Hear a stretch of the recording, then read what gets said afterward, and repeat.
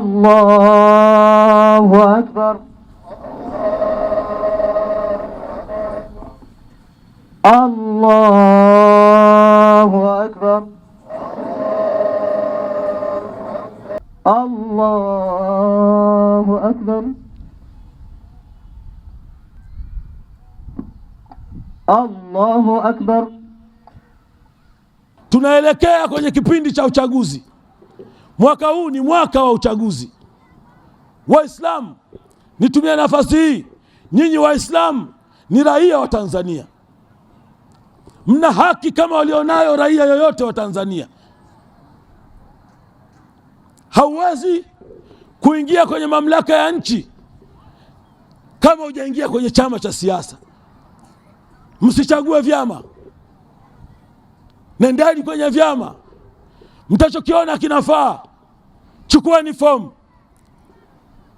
ingieni kwenye uchaguzi, mgombee.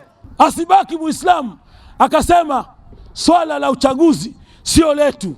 Sisi ni raia wa nchi hii, tuna haki ya kugombea, tuna haki ya kuchagua, tuna haki ya kuchaguliwa.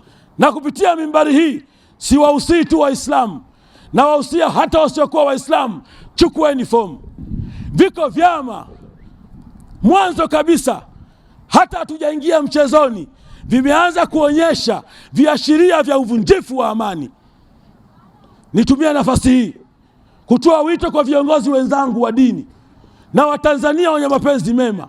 Tukibaini chama chochote kina ishara ya kuvunja amani, chama hicho tukiambie hapana.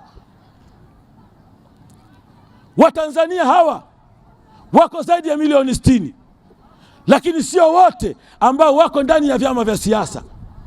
Wako Watanzania hawajaamua kuwa na chama cha siasa, wana haki kuwa Watanzania na ni watu wa nchi hii. Ikiwa mtataka nyinyi watu wa siasa nyie ndio muamue mustakabali wa nchi hii peke yenu, jambo hilo halikubaliki. Vijana wa Kiislamu, vijana wa Kitanzania, natumia mimbari hii leo siku ya Idi kuwahusia kutunza amani ya nchi. Msikubali miili yenu kutayarishwa kwa ajili ya fujo. Sisi kama Watanzania, kama Waislamu wa Tanzania, hatuwezi kuishi kama Kambare, baba ndevu, mama ndevu, mtoto ndevu. Tanzania ina mamlaka. Neno langu kubwa ni kuendelea kuwaomba watukufu Waislamu, baada ya kumswalia Mtume Muhammad sallallahu alaihi wasallam na kuendeleza ibada zetu, basi tuendeleze matendo mema yale ambayo tulikuwa tukiyafanya wakati wa mwezi mtukufu wa Ramadhani. Kwamba leo ni siku ambayo tunastahiki kuwatembelea watoto yatima, wajane, kuwafariji, na tunaambiwa tufanye biashara na yatima na wajane, na malipo yake tutayakuta siku ya Kiyama. Na Rais wa Jamhuri ya Muungano wa Tanzania pia hajatusahau. Mkoa wa Mwanza ameleta zawadi nyingi ambazo mimi mkuu wa mkoa amenielekeza nizitume na kuzipeleka katika vituo vyote vya watoto yatima, ili nao waweze kupata baraka hii na furaha hii ya Idi kama ambavyo familia nyingine watapata. Kisha kwamba tunawachunga watoto wetu katika kipindi hiki cha Idi. Sherehe hizi zianze vizuri kama ambavyo zimeanza, lakini pia tuzihitimishe vizuri ili familia zetu ziwe na furaha baada ya sherehe hizi za Idi. Ramadhani ilikuwa ni chuo cha mafunzo. Katika mwezi mtukufu wa katika mwezi mtukufu wa Ramadhani watu waliishi kwa wema sana. Watu walifanya mambo mazuri sana. Watu walijikita katika kutoa misaada, katika kuwasaidia maskini, wajane, yatima, wazee, lakini pia watu walijishughulisha sana katika kufanya ibada, kusoma Qur'an tukufu na kuwa watu wema katika jamii. Ndugu zangu, nipende kuwakumbusha ndugu zangu wote kwamba Ramadhani ilikuwa ni chuo cha mafunzo, na tunataraji kwamba Waislamu na waumini wa Tanzania wote kwa ujumla waende wakaishi maisha ambayo wako wanaishi ndani ya mwezi mtukufu wa Ramadhani.